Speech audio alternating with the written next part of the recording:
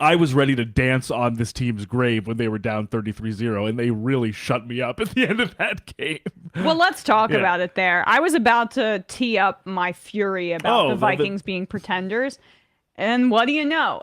But I was equally furious at and this was one of my locks. So, and I lost it by 1 point because it was -4. So I was really invested in this game. And I have Justin Jefferson in fantasy, so I'm always watching the Vikings very closely. And 33-0 lead. The Colts got up early. And not so much. Largest comeback in NFL history. And here's the kicker here. Frank Reich, coach of the Colts no longer. Oh, yes, right. Was the quarterback this is amazing. for the Bills when they overcame a 35-3 deficit versus the Houston Oilers. In the 93 season, that was the season that they did end up going to the Super Bowl. Giants beat them in the Super Bowl. But that season, or that game in the playoffs versus the Oilers, was the largest comeback in NFL history. No longer. Jeff Saturday screws Frank Reich once again, blows a 33-0 lead, and now the Vikings hold the largest comeback in NFL history. And it should have never have come to this point. We ranted about this earlier in the program, but two completely unacceptable missed calls by the officials. One where there was a fumble return for a touchdown, but they blew it dead before it was returned. And then the Vikings player who returned it was visibly frustrated and got a penalty for complaining about it. Right. I mean, it was just, I was fuming on behalf of Vikings fans. But it ended up being the historic comeback, and it's fortunate for those guys, like you said, because those calls would stick out in such a different way if they couldn't even if basically 14 points were basically wiped off the board. Oh. While they're down that much to begin with, and if that was basically all they wrote in terms of the outcome of the game, and it would have been 33-14 or something like that, and the Colts stayed sturdy on defense, those calls would be reverberating much more than I think they are today. But so now it's more just kind of an example of how frustrating ref play. I mean, the refs were this weekend comprehensively, and it kind of goes to show that beyond that, I'm impressed with the Vikings' resilience, even against a bad Colts team like this. The Colts defense is good. Yeah, they were looking like the freaking 85 Bears for the first half of football of the game. I was like, holy crap! But I think it's a testament to this team that they didn't even let stuff that was honestly pretty factually almost unfair let them completely demoralize them, and they came back in the most historic way possible, down by the largest deficit in a regular season game. I mean, it's Oh, and I stand corrected. It was amazing to watch. That was not the Bills-Giants scene. That was the 1990 season. I apologize. The Giants were in the 86 season and the 90 season. That's when they won, not the 93 one. I sorry about that. But yeah, it was.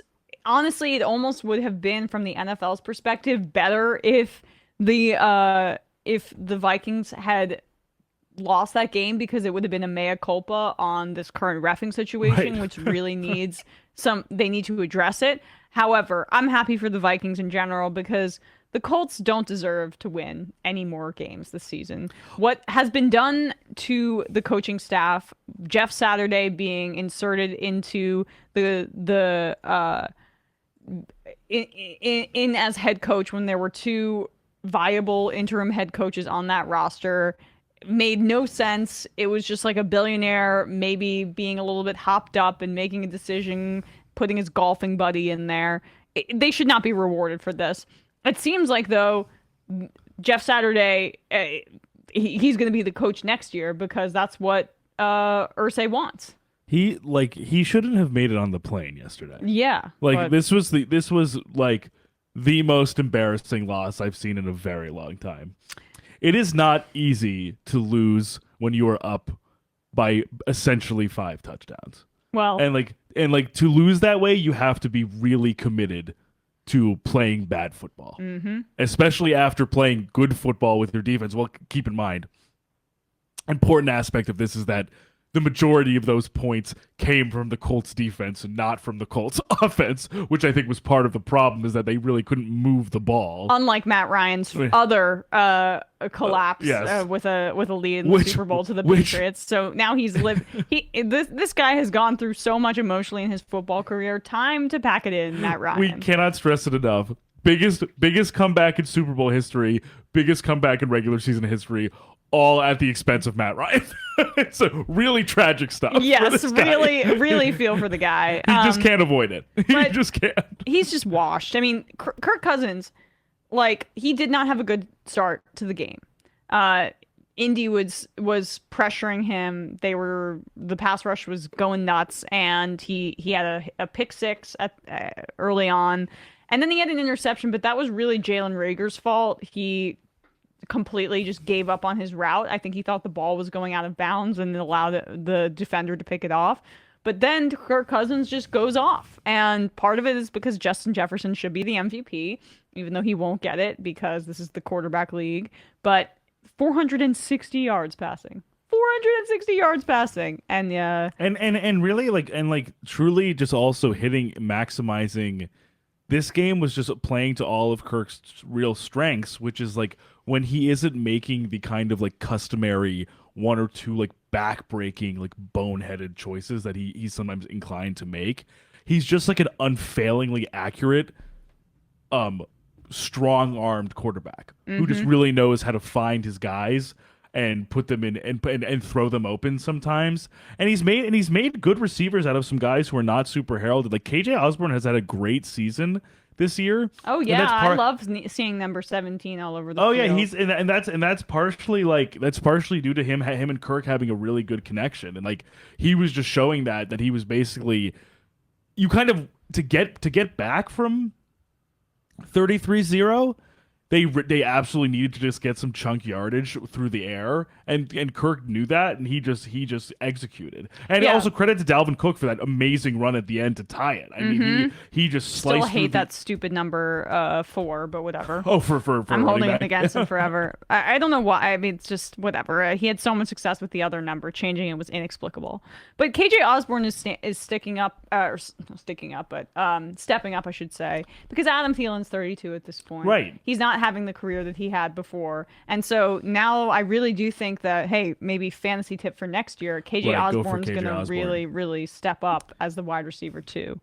And he's kind of what got it started. I think in the second half he had the first touchdown. It was just a great route, great ball from Kirk in the left side of the end zone. And I think that's really kind of what got it started for them was and also I would say, and also credit too to kind of nice that the button to it in the 2-point conversion was a pass in the middle of the end zone to TJ Hawkinson, like, you know, also kind of foregrounding and speaking to how I think a really nice move that was for the Vikings going into the postseason, that they have a tight end who can actually kind of create space and catch some passes. I know Hawkinson, he's been a bit up and down in the sense that he really has dropped a lot of passes. I feel like that's kind of been his Achilles heel throughout his career. I feel like that he's